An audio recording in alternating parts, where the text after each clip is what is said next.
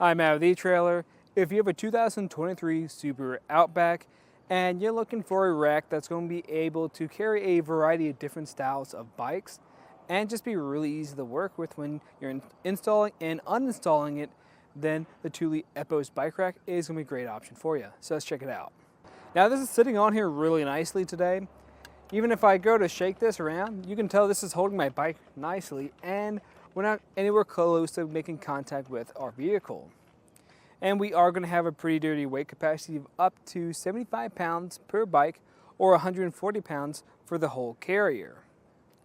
And if I tilt this back, I'm going to have a lever. This makes it really easy to use. You don't have to bend over. And if I press down on that, that's going to pivot this bike. And what's nice about this design is the way they have that centered. You don't really have to force it. More so, it's just going to fall back towards them. And that's nice, especially when you're dealing with those heavier style of bikes like your e-bikes. And the reason why having hatch access is a good thing is if you want to go out shopping, throw your bags back here, you still have that ability. And on top of that, if I want to get ready for my ride, I can tie my shoe, grab my helmet, and then get ready to go out. And we just need to close this up so we can put this back into the seated position. And to do that, we're just going to lift up. As you can see, I can do this with one arm until it clicks back into place. If we're going to take a closer look at a rack, I'm going to take off my bike, and I have to start with these straps on each of our tires. I just got to press down on that. That will release. I can slide that out and just put it back here. Now you're going to have the same one on the back side, and what I do like about this style is it also has this ratcheting device, so if you want to make this extra tight, you definitely can. I'll just tuck that back here too. You even could store it right here too. And then when we go up to the top, you're going to notice the way I have this mounted. Right now I have this on my tire. It can go in the frame. I like to put on my tire though, just in case if I have a carbon frame bike, alternative frame bike, or any type of bike with a really nice paint job that I don't want to get scuffed up. And with that undone, I can just simply pull the bike towards me, push this down, and out of my way. It can fold either way. And now all I have to do is simply pick it up, pull it towards me, and now I can go out for a ride. And when you're done, just make sure you put everything back up. I also like to make sure I put this strap back into place so it's not dangling around as I drive.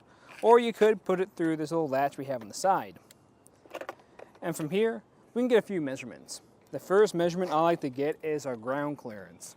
So to the furthest point back, we are going to be sitting at about 17 inches, which is pretty good even with those heavier style e-bikes back here. Even if this drops maybe an inch or two, we're still going to have plenty of clearance, so you're not going to make contact with the ground when you're going up those steep inclines. The next measurement is going to be how far it sticks out. So if I go from our back bumper all the way out to this pedal, that's going to be about 30 inches, which is going to be a little bit less than standard for how far bike racks sit. So this is doing us pretty good. I still recommend if you're in a tight spot like a garage or a parking spot, keep an eye on it so you don't make contact with any other cars. Now, a lot of times other racks will have a fold-up position. This one doesn't.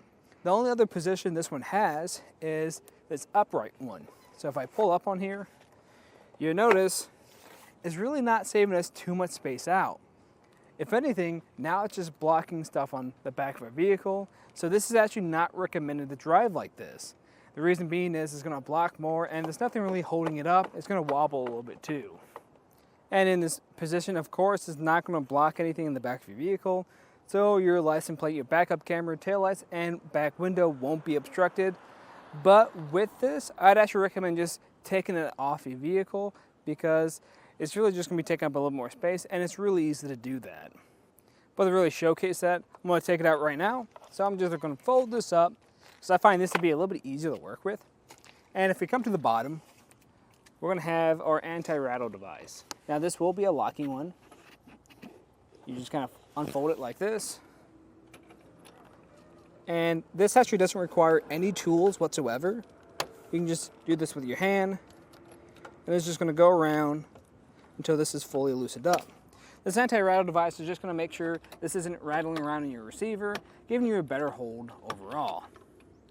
Once we get that loosened up, we're going to go up to the front The way this is going to install is we're going to have an 1.25" shank that has a 2-inch sleeve adapter on it that's going to go into a 2-inch hitch receiver.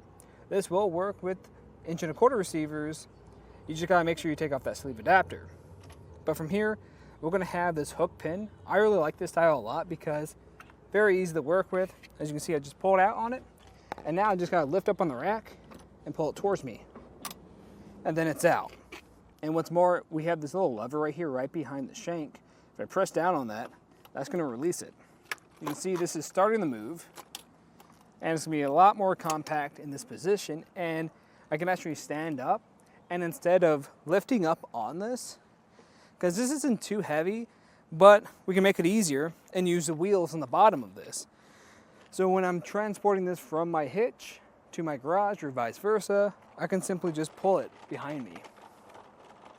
In my opinion, I think this is a great rack if you're constantly removing and installing your bike rack, if you're not going to let this live on the back of your vehicle. Now, if you're looking for something that will be staying on there about 90% of the time and you want it to look a little bit nicer, then I'd recommend the Kuat Piston Pro Bike Rack. That's also going to be another premium option around, but it's going to use dual wheel mounts instead, and I find those to be really easy to work with. And when it folds up, it just kind of has a cleaner look overall. But it's going to be a lot heavier to really take in and out of your receiver, and that's why I would recommend something like this. It's not going to weigh that much. It's going to have wheels to kind of help out with that process, and actually take it out of your receiver. There's only one hand knob and that little hook release that's super easy and quick to use. But again, this was just a look at the Thule Epos bike rack on the back of our 2023 Subaru Outback. I'm Matt. Thanks for watching.